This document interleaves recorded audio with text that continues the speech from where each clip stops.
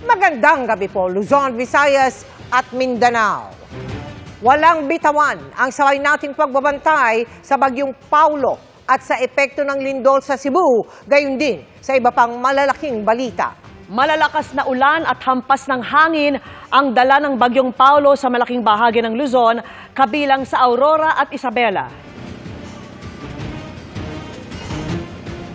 At buong pwersa pa rin ang GMA Integrated News dito sa Cebu, kung saan marami pang kailangang tulungan kasunod ng magnitude 6.9 na lindol.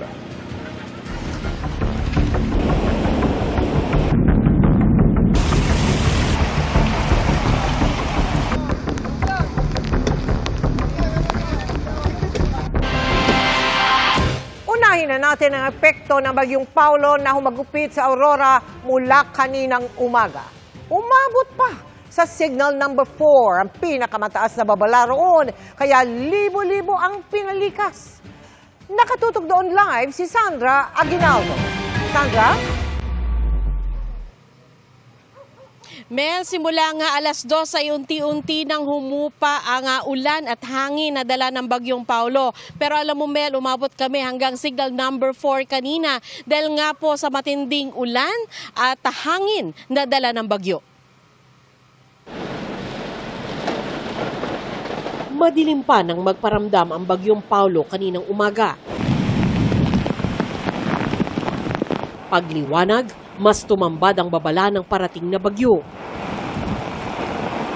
Signal number 3 kanina sa Hilagang Aurora, kabilang ang bayan ng Kasiguran at Dilasag.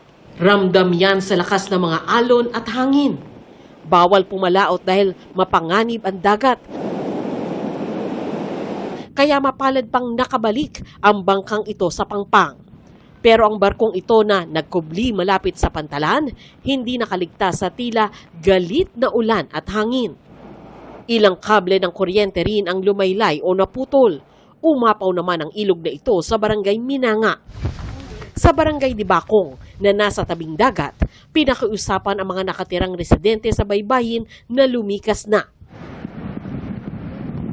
Pagsapit ng alas 10 ng umaga, itinaas ang signal number 4 sa Hilagang Aurora. Doon naramdaman ang pinatindipang hagupit ng bagyo.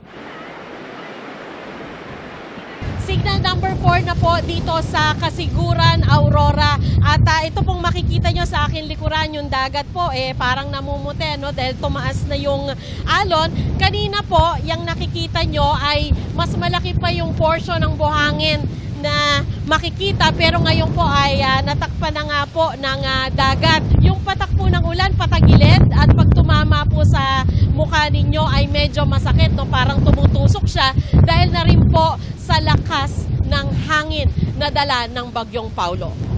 Pero may mga kababayan pa rin tayong mas piniling manatili sa tirahan malapit sa dagat. Si Aling Emily, naghanda na raw ng pagkain ng pamilya, pero nakahanda rin ng gamit sa paglikas. Ano naman po kasi araw siya. Maliban kung halimbawa gabi, lilipat talaga kami. At saka yung tubig naman sa amin ay kumbaga ngayon, hindi siya malalim.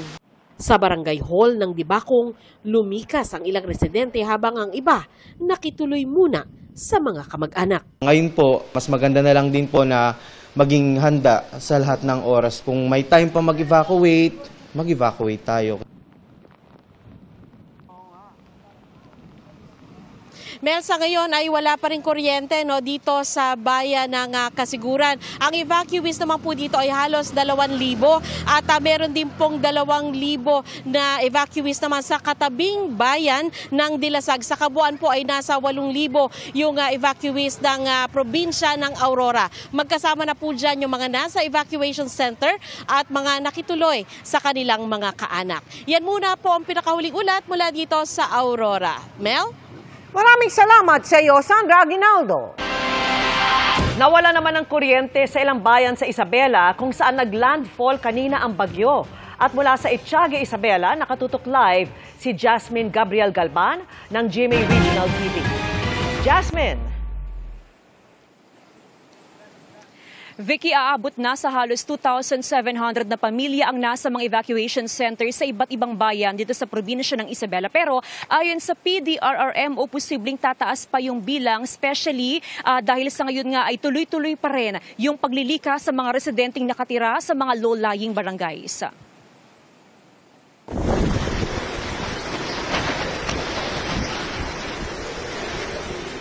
Sabay sa malakas na buhos ng ulan, ang hangin tila nagpasayaw sa mga puno sa Dinapigue, Isabela. Alas 9 ng umaga na maglandfall dito ang bagyong Paulo. Halos wala ring santuhin ang kambal na lakas ng ulan at hangin sa Divilacan, Isabela. Pati sa Itiague, Isabela, kung saan halos mahulog ang signage ng isang electric cooperative dahil sa hangin. Nabuwal din ang isang punong kahoy. Sunod-sunod ay nilikas ang mga taga-barangay Kabugao. Meron pa po tayong mga residente doon sa may mababang lugar. At kung tumaas po yung tubig, ma'am, is pwede po namin silang pilitin at dadalhin dito. Kabilang sa mga nasa evacuation center, si Myra. Kasama niyang lumikas ang 2 taong gulang na anak dahil sa pangambang mabagsakan ng mga punong kahoy ang kanilang bahay. Malakas po yung hangin kanina. Kaya kayo lumikas na Para mas safe po. Baka madaganan po kami ng puno. Isa ang ilog na ito sa binabantayan ng lokal na pamahalaan dito sa bayan ng Etiague. Mabilis kasi yung pagtaas ng antas ng tubig sa ilog. At kapag umapaw na yung tubig dito mismo sa tulay, ay babahain na ang ilan sa mga barangay dito sa bayan. Bumuti man ang panahon, bandang hapon ay tuloy ang banta ng pagbaha, kaya tuloy ang paglilikas. Patuloy pa rin namin minomonitor yung aming mga major bridges at saka yung mga major roads. Para maabisuhan din namin yung mga kabaranggayan if possible pa. Mahigit 500 pamilya na ang nilikas sa buong probinsya. Karamihan ay mula sa mga baybayin ng Divilacan, Makunakon at Etiague. Nawala ng supply ng kuryente ang ilang bayan sa Isabela.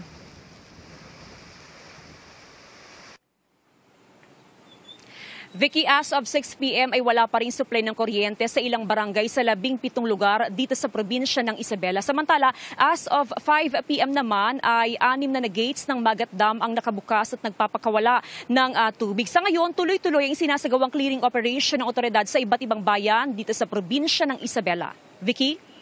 Maraming salamat at ingat, Jasmine Gabriel Galban ng GMA Regional TV. Ramdam din ang hagupit ng bagyong Paulo hanggang sa katimugang bahagi ng Luzon. Sa lakas ng ulan, binahana ang ilang kalsada at bahay, may binabantayan ding ilog na pinangangambahang umapaw. Mula sa Batangas Port, nakatutok live si Mark Salazar. Mark? Mel, ginising ang umaga ng Batangas ng pagbaha na dulot ng thunderstorm muna sa una, pero itinuloy ng epekto ng bagyong Paulo. Wala ritong storm warning signal, pero hindi naman hangin ang naging kalaban dito, kundi tubig.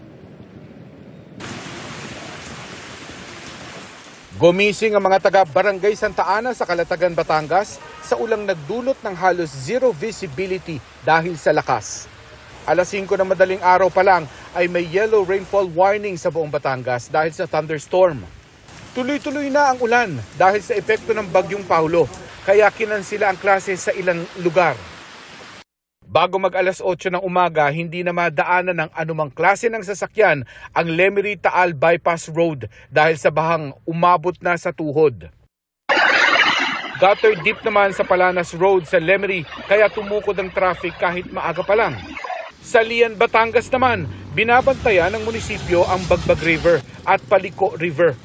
Kaunti na lang ay aapaw na ang tubig sa Bagbag Bridge, kaya nakaantabay ng lumikas sa mga residente.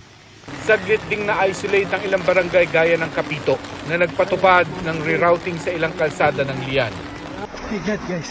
Parang ilog naman ang ragasan ng tubig sa mga kalsada ng barangay Bilibinwang. Maghapon ang clearing operation ng mga tauhan ng munisipyo sa tulong ng Philippine Coast Guard at DPWH. Mag-aalas 4 na ng hapon, bahagyang humupa ang baha sa diversion road ng Lemery, kaya nakadaan na ang mga sasakyan.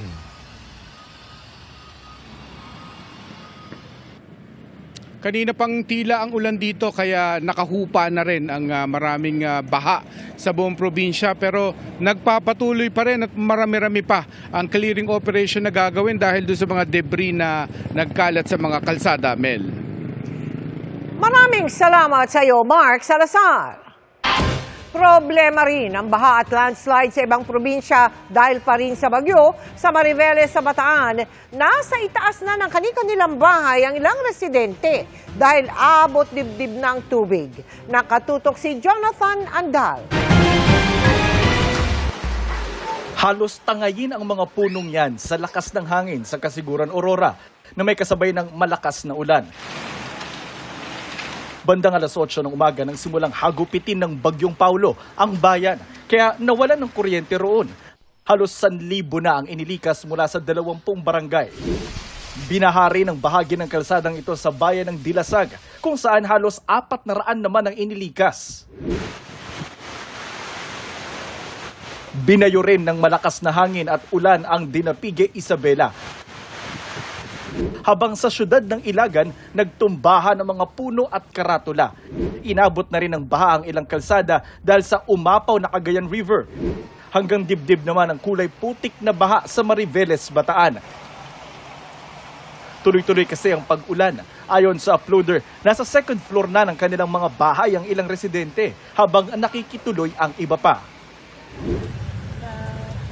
Sa isa pang purok sa bayan, pahirapan na ang pagdaan ng mga motorista dahil sa malakas na agos ng tubig. Ganyan din sa ilang kalsada sa San Felipe, Zambales. Kahit ang malalaking sasakyan, pahirapan na sa pagbiyahe. Sa Lawag, Ilocos Norte, itinali na ng mga mangingisda ang kanilang bangka para hindi tangayan ng malalakas na alon. Pinaguho naman ng malakas na ulan ang lupa sa bahagi ng Bontoc Mountain Province, kaya hindi na madaanan ng mga motorista. Pinalilikas na rin ang mga naninirahan malapit sa Chico River sakaling umapaw ito.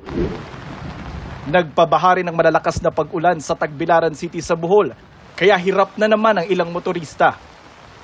Stranded naman sa Tabaco Port sa Albay ang mahigit 200 pasaherong patungo sa ng Catanduanes. Bawal muna kasi ang paglalayag dahil sa Bagyong Paulo. Para sa GMA Integrated News, Jonathan Andal, nakatutok, 24 oras. Sinabayan ng high tide ang malakas na ulan kaya bumaha sa bahagi ng Dagupan City, Pangasinan. Apektado tuloy ang kabuhayan ng ilang residente. Nakatutok doon live si Sandy Salvacio ng GMA Regional TV. Sandy. Vicky, kanina lang ay naglabas ng panawagan ang Kapitolyo sa mga residente na huwag munang pumalaot, tumawid o maligo sa mga ilog dahil sa epekto nitong Bagyong Paulo. Pasado alas 12 ng tanghali nang maramdaman ang malakas na ulan sa Pangasinan. Nakataas na noon ang Tropical Wind Signal No. 2 sa hilagang bahagi ng probinsya kabilang ang Dagupan City. Pero bago pa yan ay malalim na ang baha sa barangay Pogo Chico kaninang umaga. Magdamag na kasi ang ulan kagabi na sinabayan ng high tide, kaya pahirapan sa pagtawid sa Zamora Street ang mga sasakyan, habang ang ilang residente lumusong na sa baha. Inaabisuhan po namin na sila na lumikas na po. Lilipat po namin sila sa Astrodome at sa West 1 po. Binaha na rin ang ilang bahay. Pag high tide, ganito na dyan, sir. Kaya mahirap araw-araw pag ganito. Kunting ulang, malaki na yung baha. Apektado rin ang hanap buhay ng marami, tulad ng 63 anyos na si Tatay Pepito, kargador sa palengke. Walang hanap buhay ngayon eh. Hindi ka makapurma, puro baha. Bandang tanghali rin nang magsimula ang pabugso-bugsong ulan at hangin sa Baguio City. Nagtuloy-tuloy ito hanggang hapon.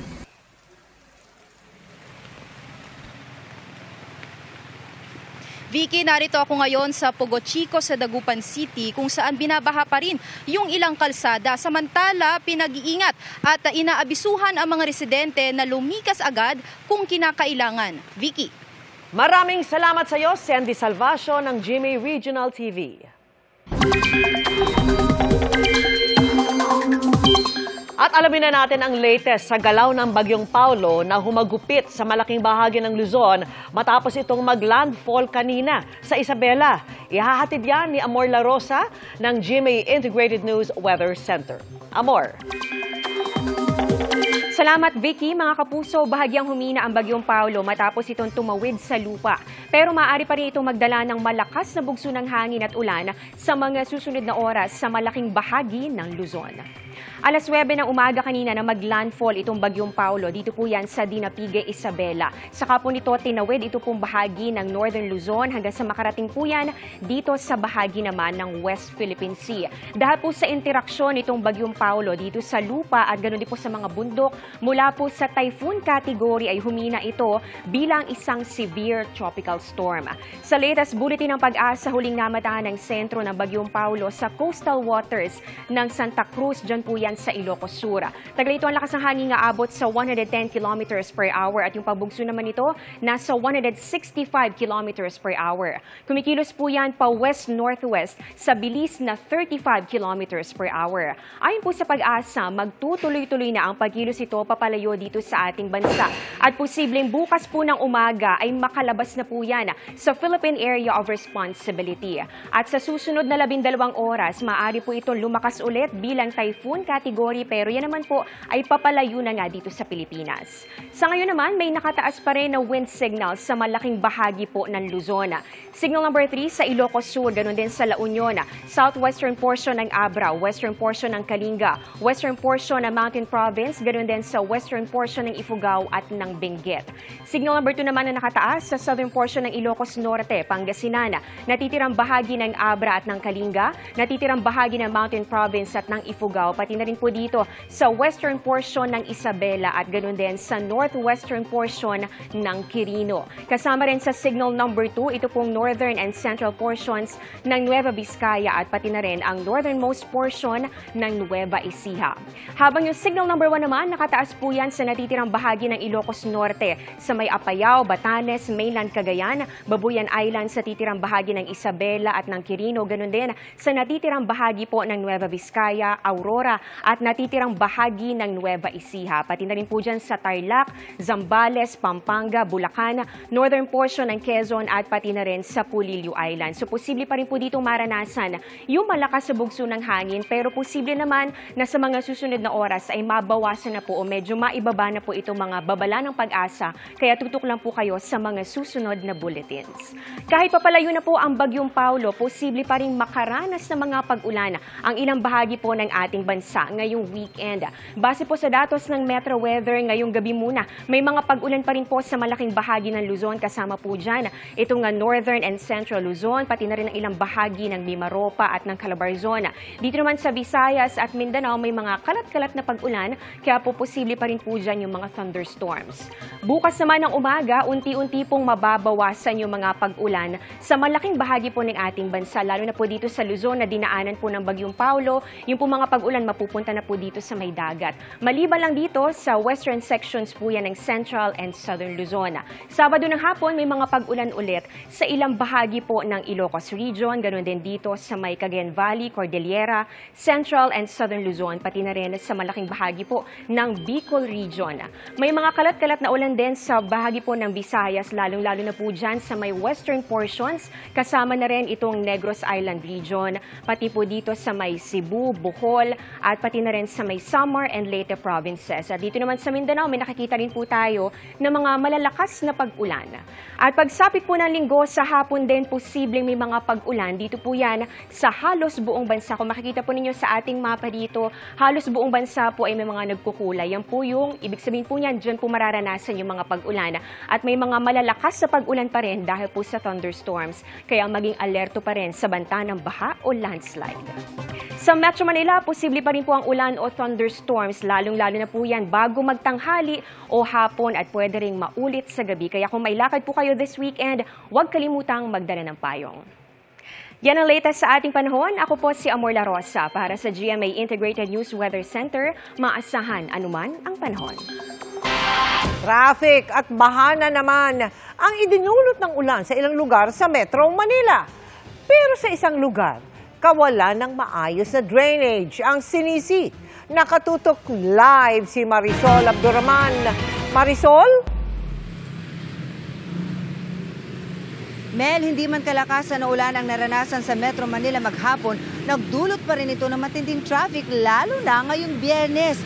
Kaya pahirap pa rin ito sa ating mga kababayan.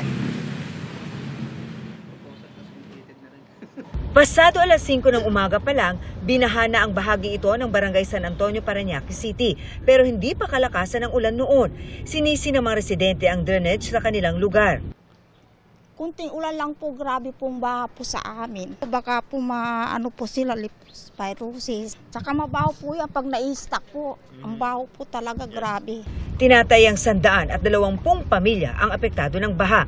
Sisikapin namin kunan ng pahayag ang lokal na pamahalaan. Pero nakapulong na nito ang homeowners itong Martes at gagawan daw ng paraan ng Senro at Chief Engineer para magkaroon ng lusutan ang tubig sa lalong madaling panahon. Sa Boni Serrano naman sa San Juan City, pang-rush hour na ang traffic kahit pasado 1:00 pa lang ng hapon dahil lang yan sa katamtaman na lakas ng ulan. Perwisyo ito sa mga motorista at commuter, maging sa mga rider. Gaya na lamang ng isang ito na nakita naming itinutulak ang kanyang motorsiklo. Sa sobrang traffic daw kasi, naubusan siya ng gasolina. Naubusan lang ng gasolina kasi sobrang ulan kasi din hindi napansin. At saka, paano yun? Hindi lalong naubos kasi matraffic. Oo, traffic din. Mahirap talaga. Kasi hassle. Yung di mo alam kung dadaanan mo kung di na baha na ba. Taas ang diesel. Magas ang diesel. Tapos yung oras. Bus oras. Masyadong maulan po. Pero wala namang baha. Buti walang baha, no? Pero pahirap pa rin ba ang gantong maulan? Ay, opo. Mahirap sumakay. Ay, oo, mahirap magpumigay. Saka sobrang traffic.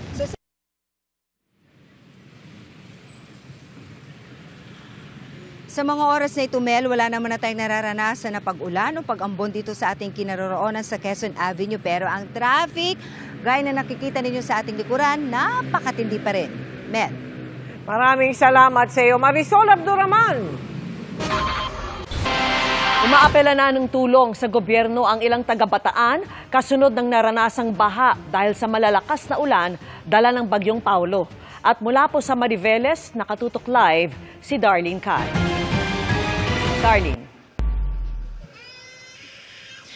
Vicky, tuluyan ng humupa. Ngayon lang yung baha dito sa Barangay Ipag, Mariveles, Bataan. Pero kaninang umaga hanggang hapon, hanggang dito ko raw yung level ng tubig dito. Mabilis na tumaas yung baha, kaya naman labis na nangamba yung mga residente rito. Hanggang dibdib ni MJ ang baha sa Puro 4, Barangay Ipag, Mariveles, Bataan. Kulay putik at malakas ang agos ng tubig. Pahirapan makalabas ang mga residenteng karamihan ay natrap sa ikalawang palapag ng kanilang bahay. Bandang alas 8 raw ng umaga bumuhos ang malakas na ulan sa Mariveles. Kwento ng isa pang residente na si Aisa, nagmistulang ilog ang lower Purok 6 ng Barangay Ipag. Pahirapan sa pagdaan sa kalsada. Sa parehong barangay, umabot hanggang lieg ng 70 taong gulang na si Carmen ang baha. Basa at nasira ang mga gamit nila. Nanginginig nga ako sa takot baka umabot na. Di ba nangyari na po hanggang sahig? Hanggang second floor. Agad nagsagawa ng rescue operations ang Bataan PDRRMO at Mariveles MDRRMO. Bukod sa Barangay Ipag, bumaha rin sa mga barangay Balon Anito, San Isidro at Kamaya. Sa karamihang nababanggit ng ma'am, ng mga residente, 4 feet ang taas. Ang naging suliranin naman po doon sa baha ay yung current. Kaya ibig kahit mababa lang po yung tubig, because of the current, minsan nagiging struggle or conflict siya kapag nagtatransport o lumalabas o nag-evacuate yung resident. Ito raw ang mga mababang lugar na karaniwang binabaha kapag malakas at tuloy-tuloy ang buhos ng ulan. Yung high tide po, malaking factor po sa low-lying areas kasi may mga river kami. Then, yung mga tubig po sa bundok na bumababa, yun po yung dumadaan sa mga ilog. Kung high tide po, hindi po agad bababa yung tubig sa dagat, kundi aangat po siya or minsan nagtatravel po siya by land. Bandang hapon, patuloy na nakaalerto ang mga otoridad kahit humupan ang baha sa iba't ibang bahagi ng Mariveles, tulad sa lugar ni na Ana Marie. Panawagan nila sa gobyerno, tulungan ang kanilang lugar. Hanggang kailan daw ba nila dapat tiisin ang malubog sa baha? Ngayon lang po ulit na ulit tong ganitong kataas ng tubig. Sa mga namamahala po, sana po gawan nyo ng paraan dito po sa barangay namin kasi panay na lang po kada naulan. Lagi pong baha, pati po mga estudyante kawawa po, kagaya kanina napauwi po sila. Na po, ang taas na po ng tubig.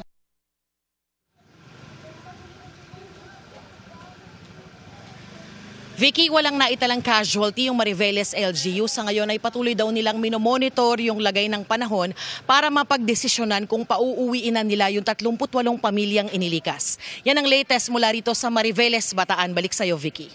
Maraming salamat sa'yo, Darlene Kai.